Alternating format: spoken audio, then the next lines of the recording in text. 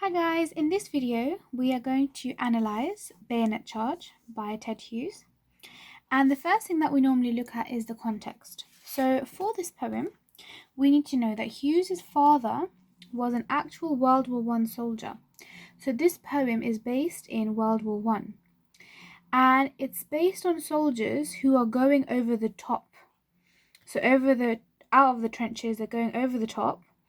And this often resulted in mass death or heavy casualties. So that's the key context. Now the next thing we look at is the form of the poem. So how is this poem written? What's the form of it? And in this poem there is continuous enjambment and there's an irregular rhythm. So that's the form. So now that we have the form of the poem, we're going to look at the attitudes. And the two attitudes that are in here are terror and confusion. And finally, we look at the links to other poems. Now, the list that I have is of Exposure, Charge of the Light Brigade, The Prelude, and Remains.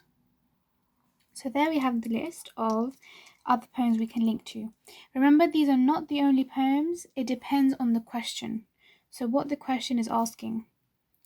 Now, just before we start to analyze, we need to quickly go over a summary of what is happening in the poem.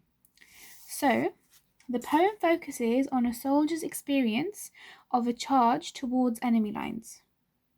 And it describes his thoughts and actions as he tries to stay alive. But his fear dominates his emotion and motivation, and this replaces his patriotic ideals that he had held before the violence. So that is what's going on in the poem. And now we have to go through the analysis. So here's the first quote. So this quote says, "Suddenly he awoke and was running." Now remember that these soldiers are carrying bayonets and they are going over the top and running towards the enemy lines. So this quote is starting in media res,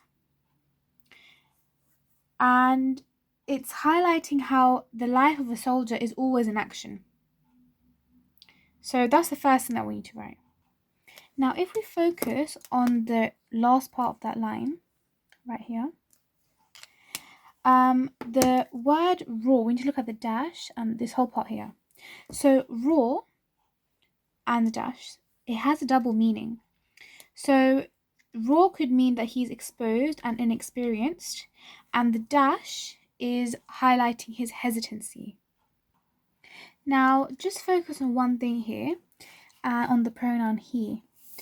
It doesn't state who's talking, so it could refer to any soldier in that group of soldiers who are running. So any soldier, from any of their perspective, this is how they're feeling. And now the next quote is underneath. So this quote says, "Towards a green hedge." Now this could connote life because of the greenery, the green hedge. And it's cyclical because he's still running towards the enemy. So it contrasts the violence versus the nature. Now the reason that this quote is cyclical is because it is repeated in the last stanza as well. So you can take the same quote and expand it and explain it in the same way for both of these quotes whenever they're repeated. Now the next quote is here, and it says, "Patriotic tear." Now this is a shift in focus because he's lost his pride now and he's now battling in fear.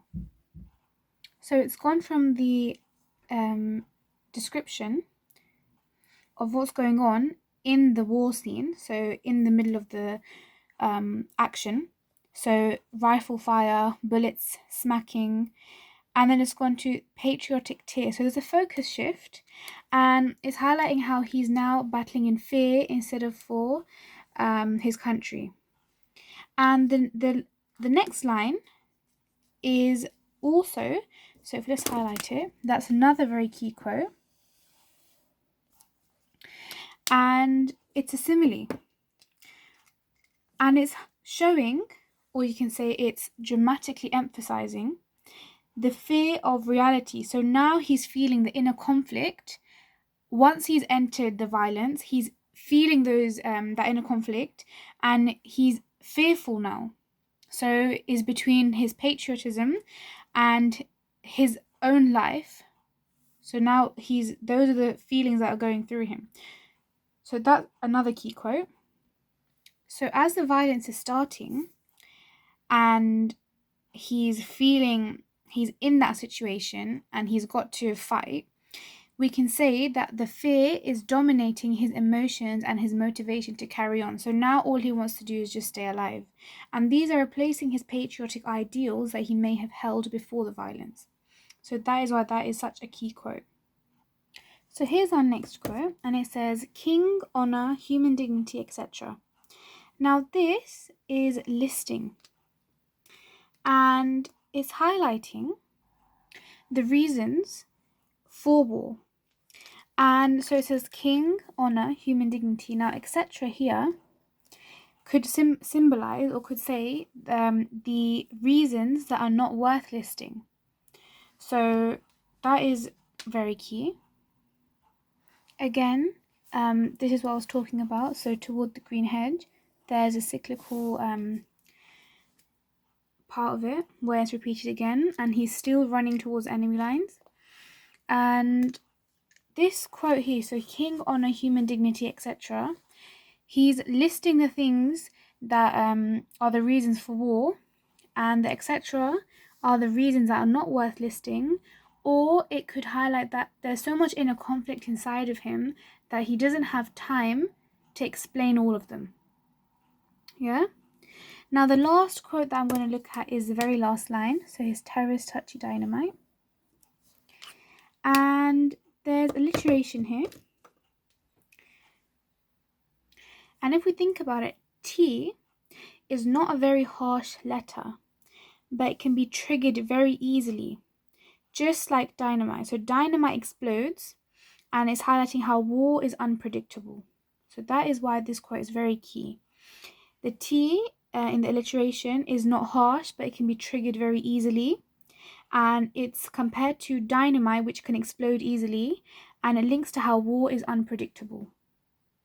So if we think about the attitudes that are in this poem, we can see that there's a lot of terror. So he's very fearful and is challenging the patriotism, and it shows how desperate he's become, as his fear is his overriding emotion. It's overtaken him, and he's driven by the fear rather than the patriotism and the ideals that he had before he entered the violence. And he's quite confused. The confusion comes from him questioning why he's there in the first place. So when he's listing the reasons for, which are over here, when he's listing all the reasons, there's so much inner conflict that he's saying etc. because first of all, they might not be worth listing, or there's so much inner conflict that first of all, he doesn't know why he's there, and there's a lot of violence, which is confusing him to why he's actually fighting in the war. So that was an analysis of Bayonet Charge by Ted Hughes. If you like this video, hit the subscribe button. Thank you very much for watching.